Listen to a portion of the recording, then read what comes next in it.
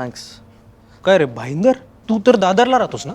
I need 1 more bedroom यार. आणि तसंही मुंबईमध्ये एक एक्स्ट्रा बेडरूम हवा असेल तर थेट 10 स्टेशन लांब जावं लागतं. बरं, बिल्डिंग रिडेव्हलपमेंटला गेली की मराठी माणूस पहिला विस्थापित होतो. दुर्दैव या गोष्टीचं आहे ना की हे सगळं सो कॉल्ड मराठी माणसांचा कैवारी असं भासवणाऱ्या पुढाऱ्यांच्याच नाकाखाली चालू होतं. मराठी माणूस मुंबई बाहेर फेकला जात होता हे कळत नाही का यांना? पण आता तसं होत नाहीये ना. म्हणजे आपल्या देवाभावांमुळे बीडीडी चाळ, रमाबाई आंबेडकर नगर, अभ्युदय नगर, पत्रा चाळ इकडच्या रहिवाशांना राहत्या जागी मोठी मोठी घरं मिळत आहेत. मुंबईतल्या डबेवाल्यांना आणि गिरणीवाल्यांना सुद्धा. स्वयं पुनर्विकासातून तर हजारो घरं तयार होत आहेत. आता मला सांग, मराठी माणसाचा खरा कैवारी कोण? अरे आपल्याला फक्त या रडत राहणाऱ्या नेत्यांपासून मुंबईला पुन्हा एकदा वाचवायला हवं. त्यांच्या भूलथापांना भुलणार नाही. मुंबई आता थांबणार.